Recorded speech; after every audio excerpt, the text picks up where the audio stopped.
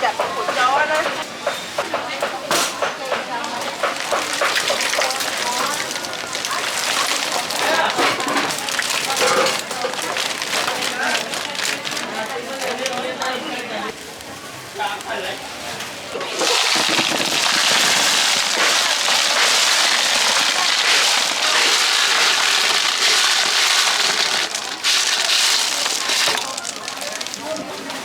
Ở đây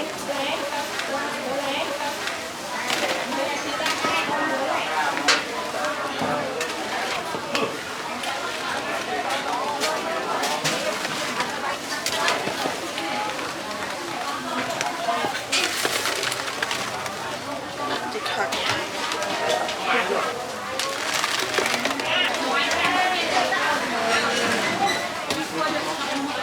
Thấy lấy ra là chả.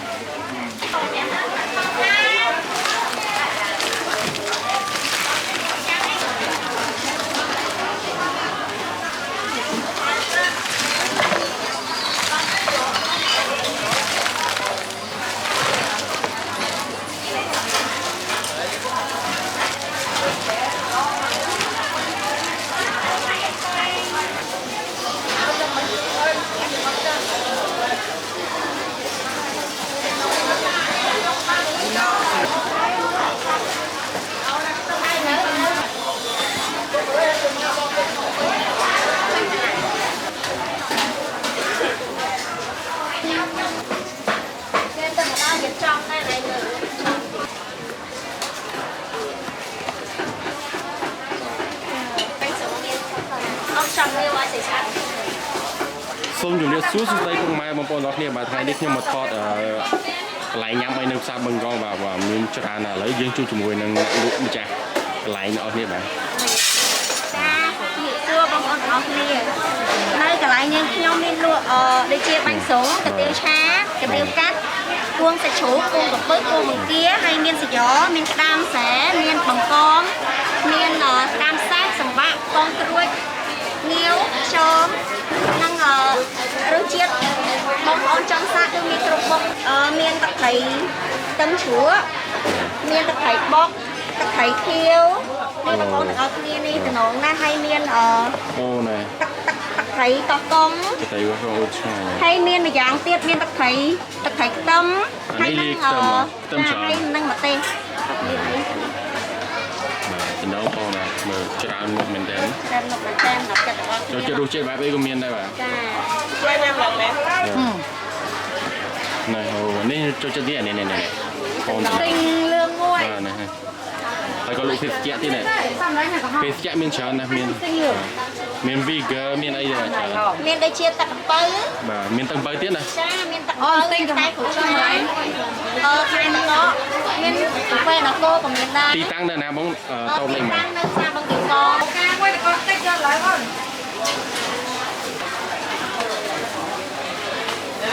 đây đâu ai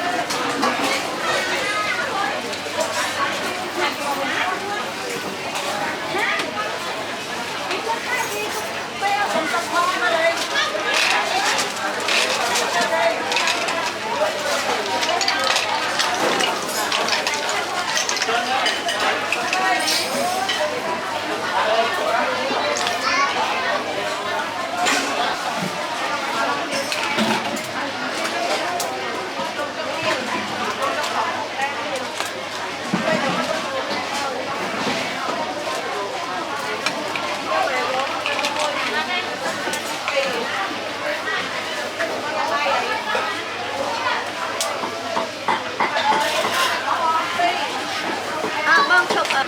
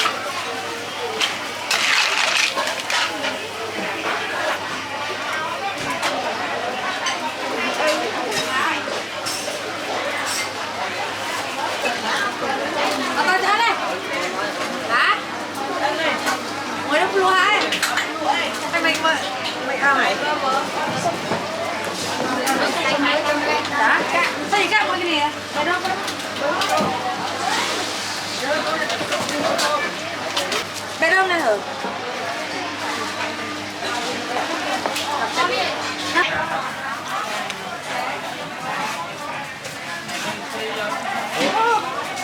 À, cho lại nhau mà.